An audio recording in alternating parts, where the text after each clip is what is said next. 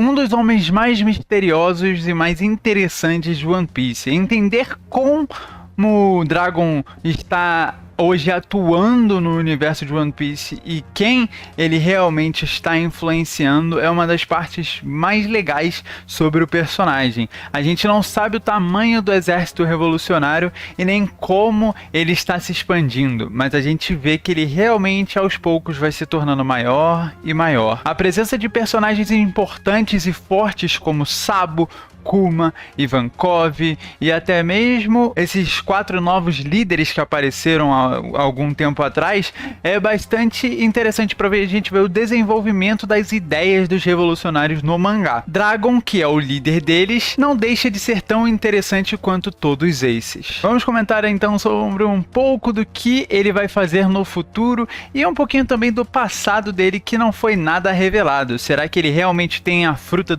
da tempestade, digamos assim?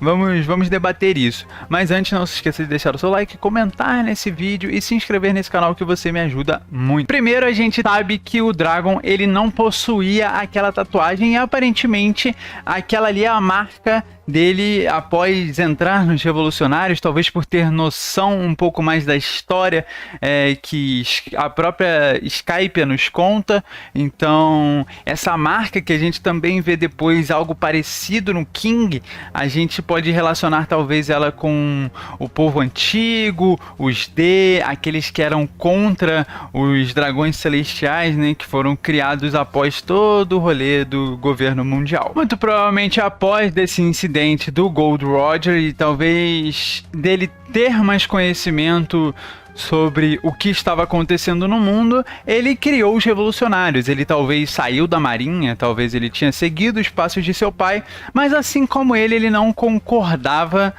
com a ideia de obedecer dragões celestiais, né? Por mais que a ordem deles seja algo que tem que ser seguido, Garp a gente vê que é bastante contra isso, e o Dragon muito provavelmente também era, se ele realmente foi um marinheiro. Então depois que ele saiu da marinha e se tornou um revolucionário, ele ficou completamente contra tudo que estava acontecendo, não só com os dragões celestiais, mas com todo aquele mundo. A gente vê no flashback do Sabo que ele estava pedindo para o Dragon ajudar ele, porque ele não queria ser parte daquela nobreza a qual o Sabo não acreditava.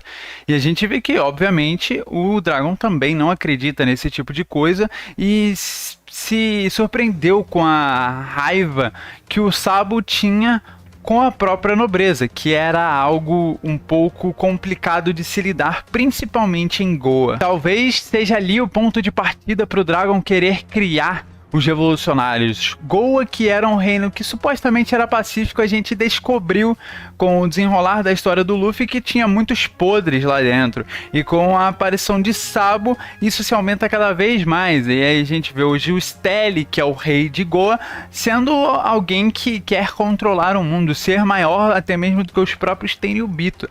Então a gente vê aí questões bem complicadas sobre a política no reino de Goa, e o Dragon provavelmente indo contra isso tudo, ele começou os seus passos para criar os revolucionários. Dragon então trata o reino de Goa como algo menor do que se tornaria o próprio mundo um dia. Ele disse que seria aquele o homem que mudaria o mundo inteiro. Marque minhas palavras, foi o que Dragon disse quando estava praticamente iniciando o seu plano de criação do exército revolucionário, talvez já existente nessa época, mas ali ele começaria a aumentar aquilo cada vez mais. A gente até vê algumas citações sobre a corrupção que existe em One Piece, e a gente está sendo mostrado várias vezes isso ao longo da obra. Existe uma frase que ele fala que é muito impactante, que mostra realmente isso.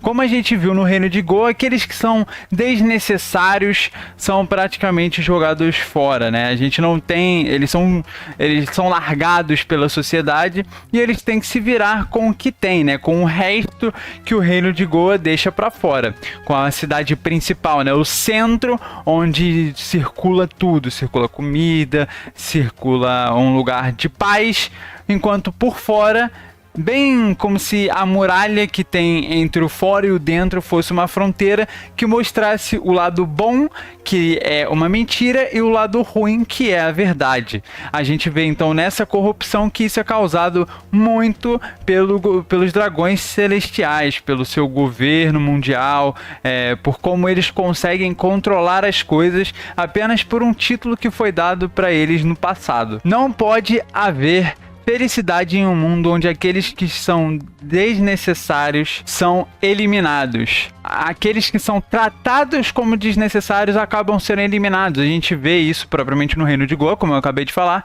e isso é realmente como é mostrado o universo e o governo, a política de One Piece, de certa forma.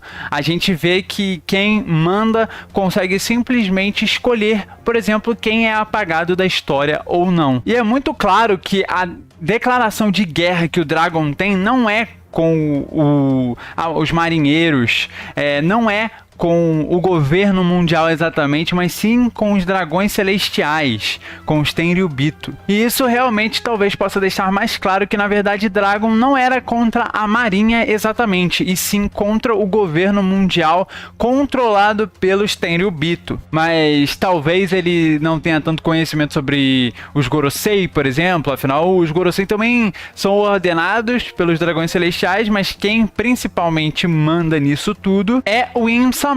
Então, talvez exista uma peça no quebra-cabeça que ainda não esteja montada para Dragon, mas isso faz com que ele queira simplesmente acabar com o governo e a forma como ele funciona, e não exatamente com a marinha. A gente sabe que a marinha é o menor dos problemas, assim, em questão de justiça. Pelo menos era até a época do Sengoku. Claro, existiam coisas que eles não controlavam, como, por exemplo, o que era apagado da história. God Valley foi apagada da história, Rocks foram apagadas da história, sem o almirante da frota ter influência nessas escolhas. E a gente vê, por exemplo, em Ohara, que isso é bem claro. O almirante, ele não tem, o vice-almirante, por exemplo, também, ele não tem escolha. A ordem é dada pelos Gorosei e a CP0 ela cumpre, e a gente viu isso agora em Wano novamente. Então, em Ohara, mesmo com o país sendo, tipo, todo inocente, e só o pessoal que estudava realmente sendo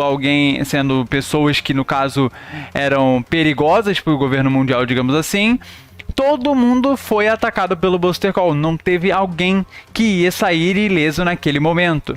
A Robin conseguiu sair viva porque ela teve a ajuda do Aokiji, que aparentemente não concordava com aquilo. A gente sabe que existe uma diferença entre a justiça do Aokiji e a justiça do Akainu, e talvez as palavras de Clover sobre o que era o reino antigo, tudo que o governo mundial causou pro povo, né, o fato deles estarem escondendo alguma coisa de todas as pessoas de One Piece pode ter sido um grande motivo pelo qual o Dragon saiu da marinha e criou o exército revolucionário. Se ele realmente foi um marinheiro, ele estar nessa cena é de crucial importância para ele realmente ter tido aquele estalo de vou mudar e vou criar agora um exército revolucionário porque eu não concordo com o que está acontecendo. Exatamente como o Aokiji fez agora, saindo, né, do lado da marinha após o Akainu ter tomado. Ele não concordava com aquela justiça e saiu para algo que ele acredita mais. Se esse alguém é o Barba Negra, então tudo bem, é a escolha dele, mas ele saiu porque ele não acreditava mais no que estava sendo feito aonde ele estava no momento. E aí a gente tem algumas questões, como por exemplo, como ele deixou o Kuma ir com o Vegapunk fazer essas medidas todas, né? Muito provavelmente eles não tinham noção de que o Kuma era um revolucionário, e tem algum motivo por trás disso tudo para fazer com que de fato ele tenha sido ordenado pelo Dragon, ou de alguma forma ele tenha conversado isso com o Dragon antes, para ele se tornar um pacifista e acabar esquecendo tudo. Tudo isso, claro, foi feito para concluir um plano. E aí, qual seria esse plano? Pode ser que de alguma forma o Dragon tenha se conectado com o Vegapunk, tenha conhecimento sobre o que eram os Mads antigamente. É difícil dizer essa parte, mas a distinção de cada membro é bastante interessante. Ivankov, por exemplo, estava em Impel Down, acreditando que iria sair de lá em algum momento, né? Como ela iria sair de lá, né? Com ele, no caso, iria sair de lá. O que iria acontecer para isso? Eles iriam buscar? A gente sabe que quem fez todos aqueles buracos era do Exército Revolucionário, né? E aí a gente tem os outros membros do Exército Revolucionário que são um pouquinho peculiares. O Lindbergh, sobre toda essa questão científica dele, será que ele era de conhecimento dos Meds, por exemplo? Seria um bom motivo para tentar encaixar o Dragon com o Vegapunk. E as ações dele não foram diretas, pelo menos até o momento, para atacar o governo mundial ou algo do tipo. Eles sempre tinham um plano que tinha um motivo maior para estar sendo executado do que simplesmente causar uma guerra sem motivos. Então Sabo foi arriscado numa missão para resgatar o Kuma. O que aconteceu com ele, obviamente, é fácil de se pensar que foi inventada a morte dele, mas pode ser que não seja. Eu acho improvável o Oda simplesmente matar ele assim, mas vai saber, né? Imagina essa tragédia do arco de Wano, que nunca aconteceu. Eu acharia incrível. Apesar que eu ainda acho que o Sabo tem muitos papéis a cumprir antes disso. Ainda assim, a gente tem o fato de que, por exemplo, eles estavam em Dressrosa atacando, né, o sistema de tráfico de armas. Então, algo eles estão querendo parar que é relacionado com o governo mundial antes de realmente deslanchar um ataque. Será que eles vão acabar se juntando ao Luffy nesse ataque por motivos em comum? Pode ser que de fato aconteça isso. Será que eles precisam esperar o amanhecer, né? Talvez o Dragon tenha conhecimento disso. É difícil, mas pode ser que aconteça, né? A gente nunca sabe, porque o personagem, o Shanks, conhece o One Piece inteiro. Só falta, né, eles dar uns spoilers aí pra gente, porque os caras têm noção de tudo, pô, é absurdo. E há também a possibilidade deles acabarem até mesmo aparecendo em um ano, né? Afinal, eles não querem deixar o governo mundial impedir, no caso, atacar o ano, né? Eu ia falar impedir de o ano ser tomado, mas o ano já tá tomado, então eles querem manter o ano a controle deles. E pode ser que os revolucionários acabem aparecendo para impedir isso. E seria interessante isso acontecer, primeiro porque teoricamente ali seria o ponto de despertar do Luffy, e aí fazendo sentido ao conhecimento do Dragon com o Luffy, né, que aconteceria um pouco antes do conhecimento do Shanks com o Luffy. E a gente também teria aí a aparição e a noção de que Joy Boy existe e agora o amanhecer vai vir. E isso é muito importante, eu acho, que para os desejos dos revolucionários sejam cumpridos. Mas eu acho que o papel dele realmente está na guerra final. O SSG sendo utilizado pela Marinha, a nova tecnologia que é capaz até mesmo de superar os pacifistas, que aumentam e melhoram de poder a cada arco que passa. Vegapunk aprimora eles, né? A grande limpeza, será que isso tem a ver com o SSG? Será que eles irão usar o SSG para acabar com todos esses que ousam tentar ir contra o governo mundial? E aí a balança, a gente sabe que ela virou, e ela vai virar cada vez mais pro lado da Marinha.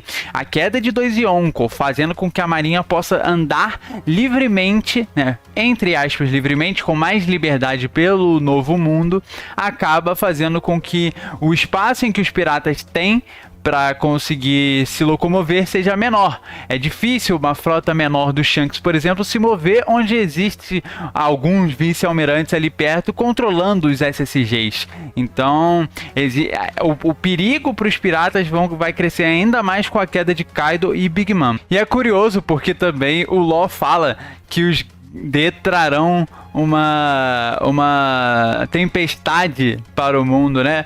E o Dragon aparece na primeira vez como uma tempestade. Então pode ser que no meio tempo, onde o Luffy tá indo pra Left Tail, ele tá indo causar essa tempestade. Talvez ele saia como vitorioso, talvez não. Existem muitas possibilidades sobre isso, mas naquele momento ali é onde tudo vai se chocar, e eu acredito que aí a gente possa ter algumas respostas. Mas eu vou deixando o resto para vocês. Eu acredito que o Dragon só vai ter sua participação realmente talvez um pouco depois de Wano, e mais provavelmente depois lá no final de One Piece, né? Ou seja, ainda devemos esperar um pouco para realmente conhecer a natureza de Monkey D. Dragon. Mas diz aí o que você acha. Se você curtiu esse vídeo, deixe seu comentário, inscreva-se aqui no canal e deixe seu like aí também, que me ajuda bastante a saber se você está gostando do conteúdo. E eu vou ficando por aqui. Valeu, falou, eu fui.